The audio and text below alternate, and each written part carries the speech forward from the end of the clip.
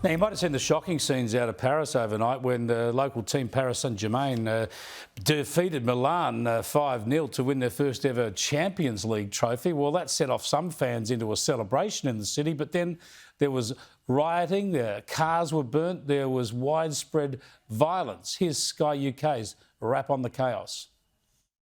Thousands of fans rushed the streets, disorder underway. Fireworks were set off. Flares lit within the crowds. Lime bikes used as fuel for fires. Amidst the growing violence across France, 2 people died and nearly 200 were injured. 2 people dead and 200 injured, supposedly celebrating a soccer victory. Let's catch up with Sophie Ellsworth, News Corp's Europe correspondent, joins us from London. Good to talk to you again as ever, Sophie. This strikes me as something quite different to a mere football celebration. Yeah, great to be with you, Chris. Look, I was actually in Paris on the weekend watching the match. It was an incredible match where Saint-Germain were victors, and was on the Champs-Élysées when this was unfolding. And Chris, it quickly turned from a celebration where everyone was really excited and, you know, celebrating such a momentous occasion for the French side. And then it quickly erupted into pretty much chaos. And those videos show how serious it was. There were flares going off.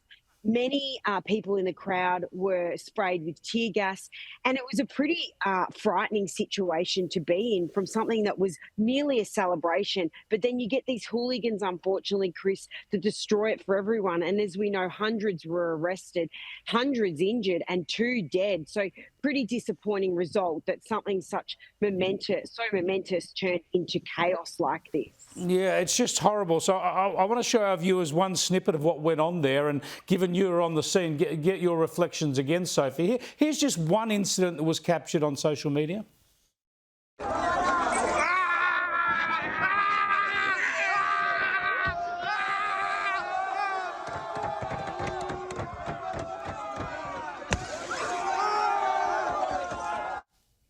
Just terrifying. A couple of young women trying to drive home in their car, and it's set upon like that. Now, Sophie, there's a lot of stuff on social media. I wasn't there. I don't want to know, but people are suggesting there's an issue here with migrants. There could be even some the Israeli-Palestinian tensions could have played out here. Was there any sign from you that there was anything at play here other than just celebrating ridiculously, violently, a soccer victory? Well, Chris, where I was, it was celebrations, and it just felt like everyone around was having a really good time. But then suddenly there were flares let off, there was chaos, there were fireworks, and it quickly turned into a situation that many of us there felt quite unsafe. Many of us wouldn't have gone if we thought it was going to be unsafe. So we can draw our own conclusions on what we think was behind it, but I would say there were many hooligans in that crowd who ruined it for others. Yeah, well, I'm glad you're safe, Sophie. It's just a shocking situation. We'll hear more about that in coming days, no doubt. I want to get back to the UK, where you are now, back in London, and the immigration debate is heating up again, with revelations that 15,000 people have crossed the English Channel already this year. This new government, like the previous government, doesn't seem to be capable of stemming the flow. Well, it was very interesting on the weekend, Chris, because the UK's Defence Secretary, John Healey, came out and said that Britain has actually lost control of its borders. But like all governments who are new in office, they've been in office a year, they're blaming the previous government for this problem. But the numbers continue to climb and they can't stop it. They're blaming the French, saying the French aren't doing enough to turn these boats around. But this is a giant mess in the UK, and one that is continuing to dog the government, and it seems that Keir Starmer cannot get control of this, and this is going to continue to be a massive issue, and one that Reform UK's Nigel Farage is very strong on. He said any illegal migrants that come into this country, they'll be tossed out. Yeah, let me give the British government a bit of advice from our experience, and that is don't expect anybody else to control your borders, much less Britain expecting France to control its borders. Britain has to control its borders itself, not try and rely on anybody else. else. Just briefly, Sophie, they're talking about a warm summer, a hot summer they would call it. In the forecasters are suggesting you're headed for a warm summer there in the UK. Hopefully it is beautiful for you all, but is there any hint of climate alarmism around all this?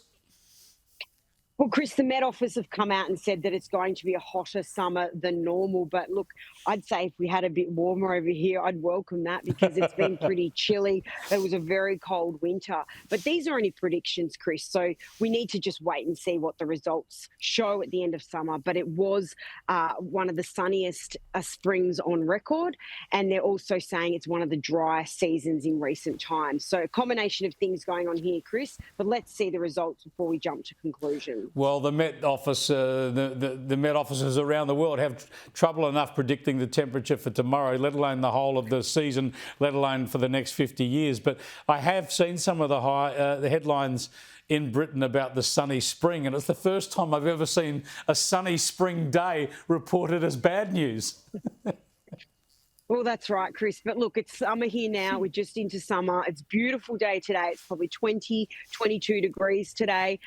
Bring it on. I'd like to see a bit more sunshine in here because that's been a big change for me. Coming over here with the dark days, those winter months can be pretty grueling. I bet. Thanks for joining us, Sophie. I really appreciate it, as ever.